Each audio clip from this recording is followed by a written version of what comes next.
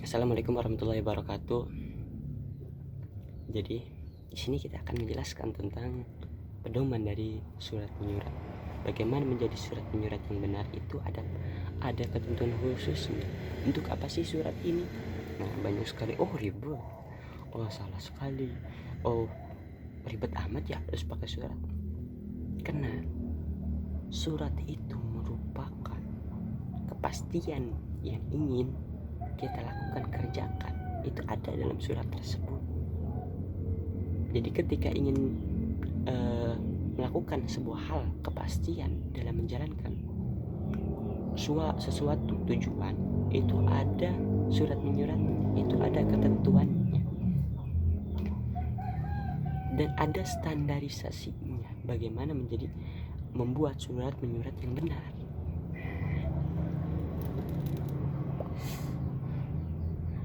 Jadi pada intinya adalah teman-teman semua, ini merupakan salah satu dari tujuan hukum, yang dimana tujuan hukum itu ada 3.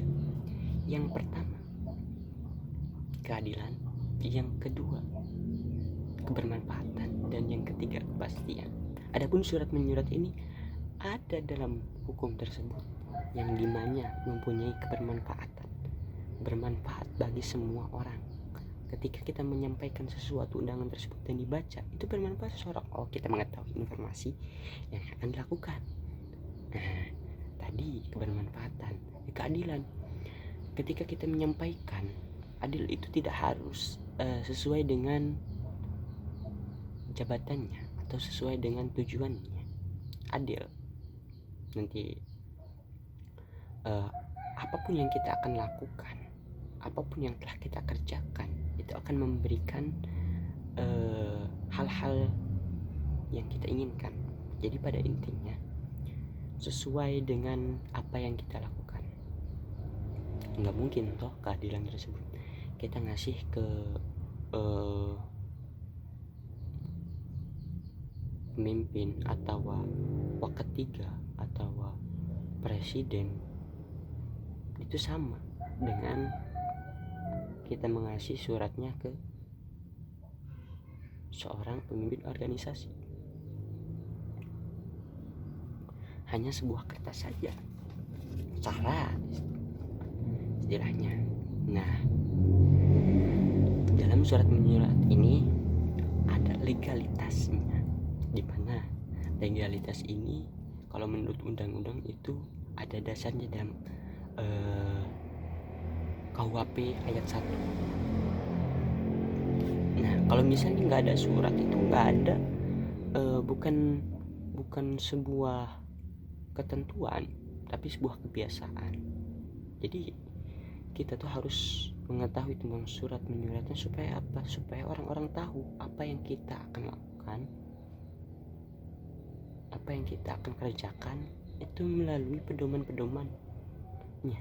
Nah, adapun dalam BEM ini ada berapa struktur dalam kita surat menyurat.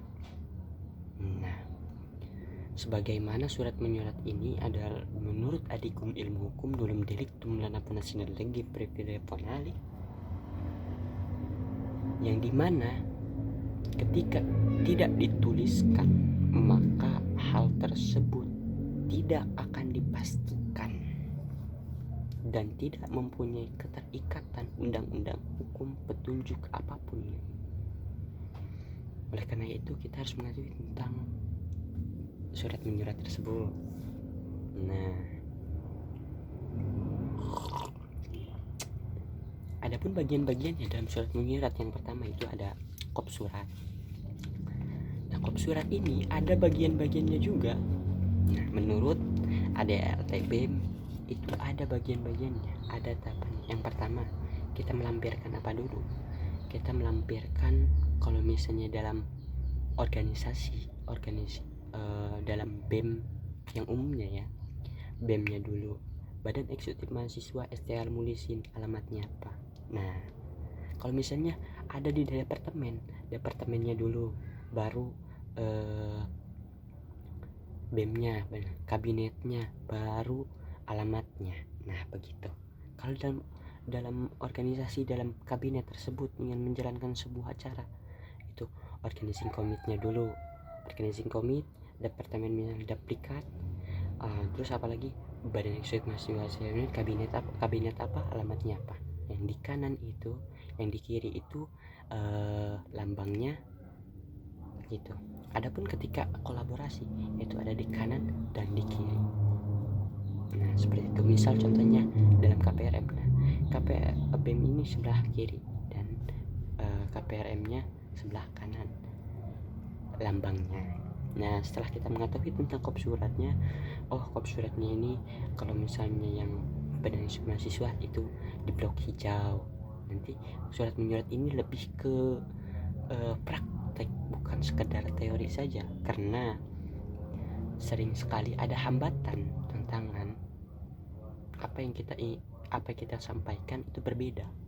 Oleh karena itu kita akan praktek nih bagaimana teman-teman nanti setelah ini coba buat surat-surat dengan cara menulis. Nah begitu. Kop suratnya tadi kita sebut suratnya, baru perihalnya apa nih? Hanya misal permohonan izin. Yang pertama itu adalah nomor suratnya dulu. Nomor surat dalam BEM itu misal nomornya nomor 1 garis miring A itu untuk apa? Internal. B itu untuk eksternal. Garing lagi BEM misal, atau misal OC atau garing seperti yang struktur yang di atas tadi. Yang pertama itu organizing, yang kedua itu departemen, yang ketiganya itu BEM, dan yang keempatnya itu bulan dan tahun. Seperti itu. Jadi contohnya itu seperti ini. BEM 01 garing A garing OC garing departemen garing garis miring, bukan garing nggak ada air, karena memang garis miring air adanya kopi. Garing apa lagi? Garing BEM garing baru bulannya apa itu pakai angka Romawi ya. Nah baru tahunnya, atau tahun pakai angka biasa saja. Nah setelah kita mengetahui tadi perihal hal tadi, nomor suratnya, nah kita mengetahui tentang lampirannya berapa nih? Nggak punya lampiran, strip aja. Kalau ada lampirannya 3 ya sebutkan 3 lampiran yang di bawahnya, penjelasan yang ada di bawahnya. Setelah kita melihat lampirannya, kita mengetahui tentang perihalnya. Halnya itu untuk apa? Permohonan kah, undangan lah, permintaan kah, itu sesuai apa yang kita inginkan, perizinan kah. Nah setelah kita mengetahui struktur yang tadi, yang sebelah, kalau misalnya sebelah berarti sebelah kiri ya, sebelah kiri. Kalau di depan, kalau dibaca ini biasanya ada di sebelah kiri, sebelah sini. Setelah itu mengetahui tentang nomor surat, halaman, dan perihal, kita akan tertuju kepada siapa nih? Nah kalau biasanya itu sebelah kanan, tadi sebelah kiri untuk nomor. Kalau untuk kepada tujuannya itu sebelah kanan, kepada IETH yang terhormat siapa di situ. Misal kita ingin menyampaikan kepada ketua STL, mesin ketua STL Mulisin itu. Adapun dalam surat penyurat itu kita bisa melampirkan nama ataupun jabatannya saja, dua-duanya nggak apa-apa. Misal contoh yang biasanya umumnya sih biasanya jabatannya, namun untuk memperjelas bisa juga kita dengan menyebutkan namanya. Contoh,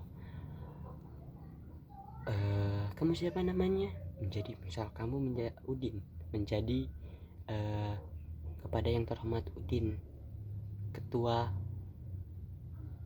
ABCD di mana, di tempat. Kalau misalnya nggak tahu, misalnya kalau misalnya tahu di mana, di kamu rumahnya di mana, di sini. Seperti itu.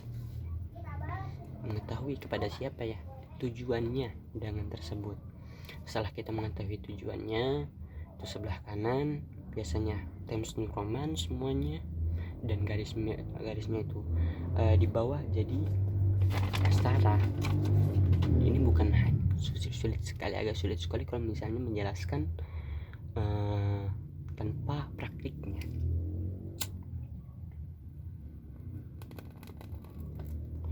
Setelah itu apa? Assalamualaikum. Nah, di bawahnya itu sebelah kiri kita assalamualaikum agak di garis tebalkan, agak diboldkan assalamualaikumnya. Nah, dengan hormat kami menyampaikan surat ini, puji dan syukur bla bla bla, kita sampaikan di situ hormat dan tujuan kita. Nah, misal contoh dalam awalnya teriring salam dan doa kami sampaikan, semoga Allah SWT melimpahkan rahmat dan hidayahnya kepada kita semua menjalankan tugas keseharian, amin. Dalam awalnya setelah assalamualaikum kita pengantar di situ, baru bahwasanya untuk menjamin hubungan dengan acara ini kita sampaikan surat apa ini yang akan dilaksanakan pada tanggal, simpelnya seperti itu. Nah, setelah itu ada perihal yang kita akan tujukan, apa sih yang kita ingin itu sehubungan dengan acara ini. Kami sampaikan bahwasanya mengundang Bapak dan Ibu guru kepada acara kami yang insya Allah akan dilaksanakan pada nama atau hari dan tanggal, jamnya berapa, tempatnya di mana, begitu. Atau kalau misalnya mau dicantumkan temanya apa. Jadi strukturnya yang pertama itu hari atau tanggal, jam, baru tempat. Atau kalau misalnya mau ditambahkan dengan tema. Kalau misalnya permohonannya tergantung apa yang kita inginkan. Misalnya jadi pemateri jam berapa, itu disampaikan di situ, di pertengahan isi kalimatnya. Setelah kita menyampaikan isinya, tujuannya, maksudnya, sambutannya, baru kita terakhir. Demikian surat ini kami sampaikan atas segala perhatian dan kerjasama, kami ucapkan terima kasih. Demikian semua permohonan ini kami sampaikan atas segala perhatian dan kerjasamanya, kami ucapkan terima kasih. Nah, setelah itu di bawahnya itu wassalamualaikum warahmatullahi wabarakatuh. Sebelah kanannya badan eksekutif mahasiswa, bawahnya sekretaris, di bawah BEM tersebut yang sebelah kirinya, kalau misalnya dibaca ya, di sebelah kirinya itu ketuanya. Nah, adapun ketika misal di departemen, berarti sekretarisnya, ketua pelaksananya baru mengetahui badan eksekutif mahasiswa. Kalau misalnya departemen yang membuat agenda tersebut departemen, berarti mengetahui departemennya, dan yang melaksanakannya ketua organisasinya atau organisasi komitnya. Begitu struktur yang standarisasi yang menyesuaikan dengan ADRT BEM. Pun nanti pedomannya kita akan buat, kan kita akan sebarkan bahwasanya surat menyurat hal yang benar ini seperti ini, supaya tidak inkonstitusional dan yang disampaikan itu sesuai dengan apa yang kita inginkan. Terima kasih. Assalamualaikum warahmatullahi wabarakatuh.